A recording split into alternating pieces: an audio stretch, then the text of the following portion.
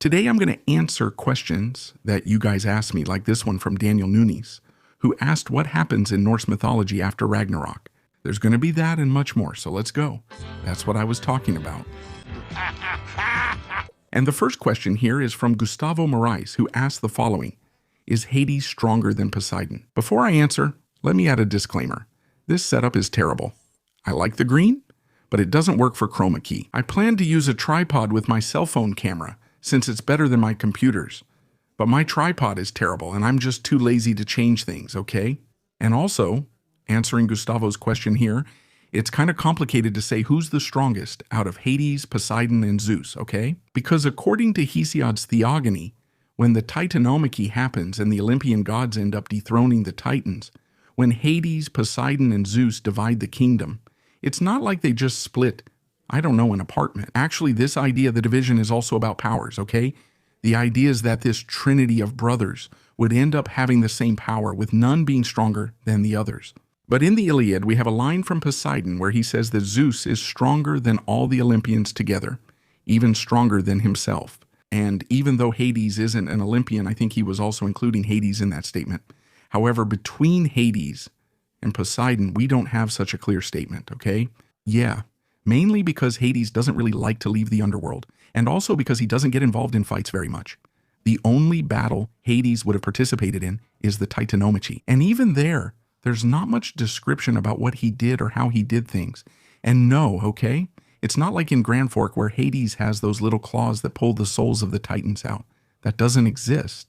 Hades rarely left the underworld, but besides kidnapping Persephone, he also collected souls from wars happening above. And in that, he ended up getting shot in the thigh by Hercules with an arrow. And after that, he ran away from there. Just to be clear, it wasn't an ordinary arrow. The arrow was tipped with the Hydra's powerful poison, so potent that even Chiron the centaur begged the gods to end his immortality so he could escape the pain. And even though there aren't that many descriptions of Hades in battle, you can get an idea that he was an extremely powerful being. So much so that people wouldn't even say his name. They ended up calling him Chthonic Zeus, or even the Invisible One.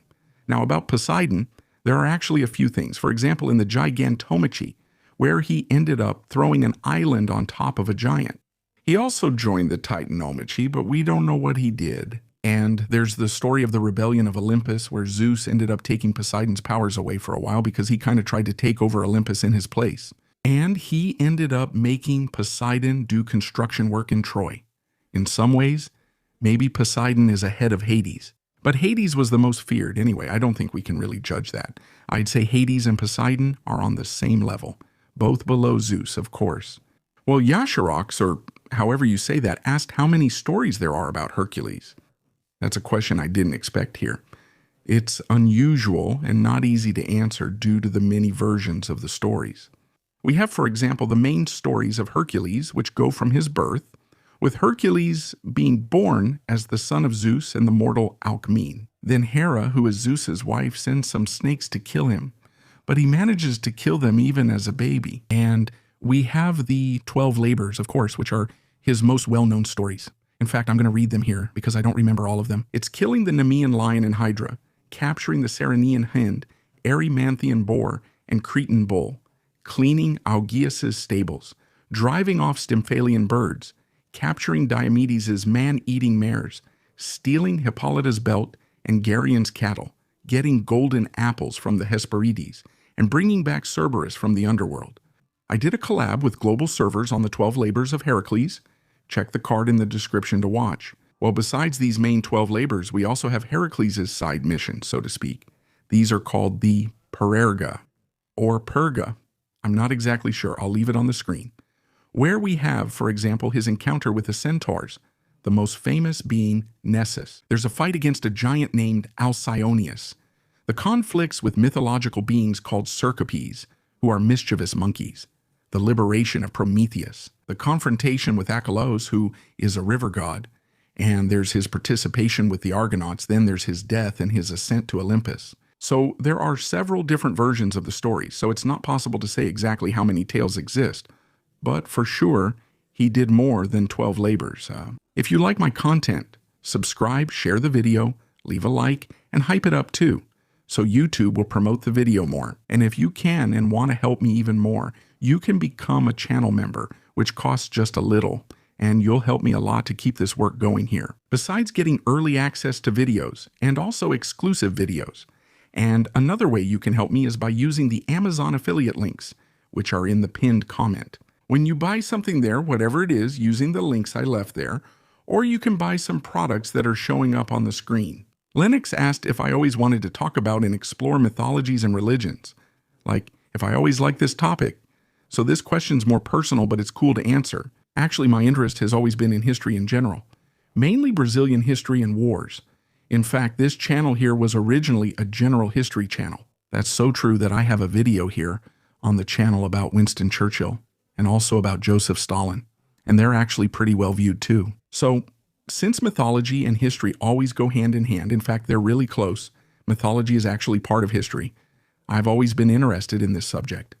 Mainly because of God of War. Back in the PS2 days when we used to buy 3 games for 10 rees and all that, I actually miss those times. That's how I ended up discovering this game. A friend once told me about a game featuring a bald guy using Medusa's head to turn people to stone, which piqued my interest. He got the game from his cousin, and it was an original copy, rare, for a PS2 game. We copied this game on the PC using Nero, and that's how I got into God of War. I played 1 and 2 several times, and it was only much later that I finally finished 3 when I finally got access to a PS3. From then on, I got more into mythology and learned about many others. God of War is my favorite game series, so I often use the game in the background, its music themes, and more here. Many people think I dislike God of War because my mythological analysis series compares the game's mythology to the original, but most don't realize this. But the truth is that I love this game. I really do. So, Beelzebub Shadow, that's the guy's name, asked, who would win at their peak, Chulainn or Hercules? Man, Chulainn wins here, okay? He wins a one-way ticket straight underground. There's not much Chulainn can do in this battle. Let's analyze this really quickly. Both are demigods, but here there's already a huge difference. Even though both are sons of powerful gods in their pantheons, like Chulainn being the son of Lugh and Hercules being the son of Zeus and Alcmene, the difference in power between Zeus and Lugh is immense. Actually, the difference in power between Greek and Celtic mythology is huge. Zeus creates insane storms, lifts entire lands and mountains, while Lugh is more like a superhuman, so to speak. Not to mention that Hercules held up the sky, right? He defeated death itself, Thanatos, Ares, and Hades. As far as I remember, Lugh never faced gods at that level. Someone asked here why I stopped streaming on YouTube and Twitch. So, Douglas, here's what happened. I ended up getting a regular job for a while, a full-time job, and I just didn't have time to stream. And when I came back, Twitch also had that thing with ads all the time, and that really discouraged me a lot. I even tried streaming on YouTube, but it just wasn't the same. I liked the vibe on Twitch. So that's why I ended up taking a break and losing motivation for streaming. But now I found out about Kiki, and I have already created my profile there. I'll leave it in the description for you and everyone else to follow me, because soon I'll start streaming on Kiki. Well, since I already talked about Celtic and Greek mythology, let's get to these 2 questions here. Deno ended up asking why I hate Norse and Celtic mythology, and Claudison also asked why I hate Thor, or rather, why I'm a Thor hater. Let's go. First, I don't hate any of that. Norse mythology is my second favorite. I don't know if they said it seriously or as a joke, but if they were serious, it must be because I say that I don't think Thor is that powerful, and also because I think he's kind of dumb compared to the other gods, and also because I say that Norse mythology and Celtic mythology are very weak compared to other mythologies like Greek mythology itself. None of the Celtic or Norse gods have feats on the level of Hercules himself. Come on, the guy held up the sky. And even Thor depends a lot on his equipment. He never killed a giant without any equipment. So that's why I say they're very weak compared to other mythologies. That doesn't mean I hate Celtic mythology, that I hate Norse mythology, or that I hate Thor. And just to make it clear, guys, I'm talking about Norse mythology, not Norse religion, okay?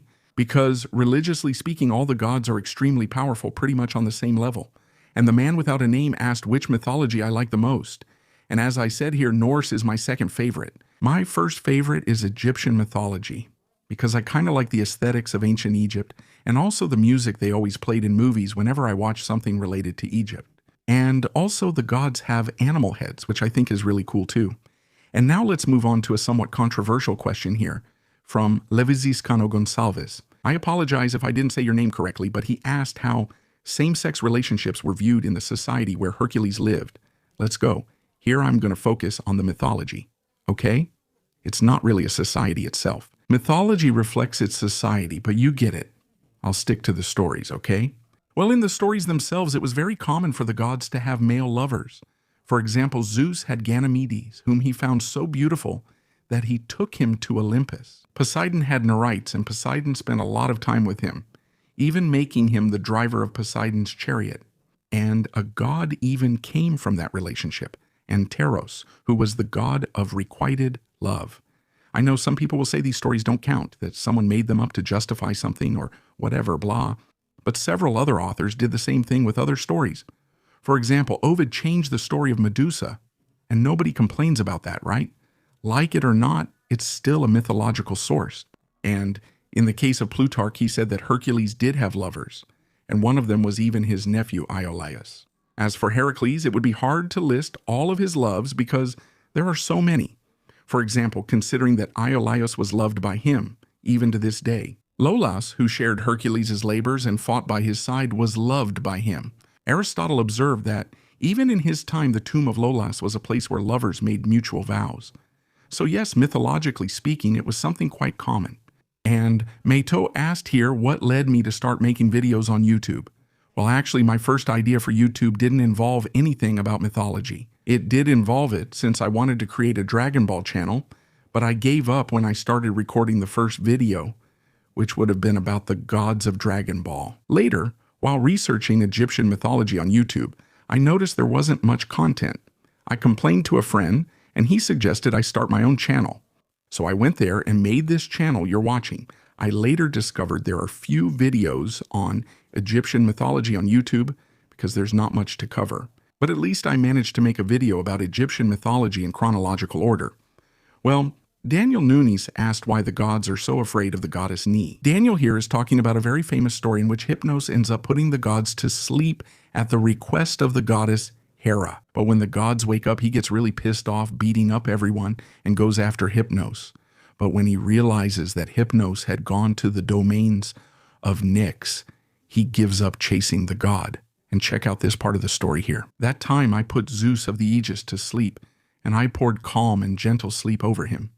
But you were planning evil, and he raised over the sea blasts of devastating winds, and with them dragged the Paracosia deep down, with all his companions lost. But Zeus awoke in anger and beat the gods throughout his dwelling, searching more than anyone for me, and he would have thrown me from the bright sky to disappear into the sea. Nyx, night, who has power over gods and men. If I hadn't been saved, I reached her dwelling in my flight, and Zeus gave up, although furious, fearing to provoke the displeasure of Nyx. Now you ask me to do something else that's impossible for you, so there isn't exactly a clear reason.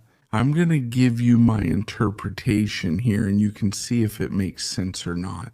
In the past, in Greece, there used to be something called respect for elders. And whether you like it or not, Nyx was much older than Zeus. She was a primordial goddess, born at the beginning of time, out of chaos itself. It's not exactly that Zeus was afraid, but in fact, he respected Nyx a lot, and Hypnos was Nyx's son. In fact, the original word used in this passage here would be asomai. It means something like to revere with fearful respect, and not exactly fear or terror. Angel Ariel asked here, actually he asked three things, but I chose just one. Do you think that one day Roman mythology will be recognized, or will it always be doomed to be considered just a copy of the Greek gods, even though he put it in quotes here, with sources contradicting this argument? So it's like this. In this case, he's talking here about people always saying that Roman and Greek mythology are the same thing, which is actually not true. There are gods that are only Roman, like Quirinus, for example, who represents the Roman state and may even be Romulus after he died. There's Mars, who is seen in a completely different way from Ares. Mars even became at some point the main god of Rome. There's the story of Romulus and Remus, which are only Roman stories. And there's also the story of Aeneas. I think it's very hard to change that for three reasons. First, the stories that involve gods from Roman mythology are actually copies of the Greek stories. Second, because that's taught in schools and I think it's unlikely to change, knowing the Brazilian educational system. And lastly, because the Romans actually thought that the Greek gods were the same as theirs. And not just the Greeks, but the Egyptians too. The only real hope for this to change would be, I don't know, if something really famous like a god of war or something adapted Greek and Roman mythology in different ways. Well, Andreas Estevum asked here what the real origin of the Kraken is. So here's the thing. There are two wrong things that we learn about the Kraken. First, that it's a monster from Greek mythology, mostly because of Clash of the Titans and God of War 2, which put the Kraken in Greek mythology for some unknown reason, even though it's not from there, and it's not from Norse mythology either, okay? The Kraken was a legend from the waters around Norway and Iceland. And then you might say, right, M for mythology, but if it's from Norway and Iceland, isn't it from Norse mythology? No, my dear, because Norse mythology in this case involves the stories of the gods, and the Kraken is never mentioned in the Eddas. So I would say that the Kraken is more like a local folklore and all, from someone who must have seen a giant octopus, a giant squid there, and created this legend. Now let's go to the story where Daniel Nunes asked what happens after Ragnarok. He must be talking about what happens next in the mythology, right? When the world of the gods ends. In this case, a series of things happen. First, the world is rebuilt, right? After Surtur burns all of Midgard, and then it is reborn. The soil would be fertile again, and nature would regenerate itself. Then some gods who survived and came back to life appear, like Balder, for example, who comes out of the underworld, comes out of Helheim. Hogg, who had also been killed along with him, ends up reappearing. Vidar and Vali, who are Odin's sons, survive and end up ruling the world there, along with Magni and Modi, Thor's sons, who ended up inheriting Mjolnir. And also, humans reappear through a couple there, who in this case are very reminiscent of Adam and Eve, Lif and Lifthrashir. They hide in a place called Hodmimir's Holt, which according to some interpretations would be inside Yggdrasil itself, the world tree, and they survive by drinking the morning dew. From them, humanity ends up being reborn. But, building on Daniel Nunes' question, Ragnarok is a very curious thing because there are some people who say that Ragnarok didn't always exist there in Norse mythology. But actually, it would be Christian influence at work to get rid of the gods and add some Christian elements to make it easier to convert the natives. For example, Lif and Lifthrasir, as I told you, are very similar to the story of Adam and Eve. If you want to take part in a future video with your question, leave it in the comments. Don't forget to leave a like, subscribe to the channel, and share as well. See you next time.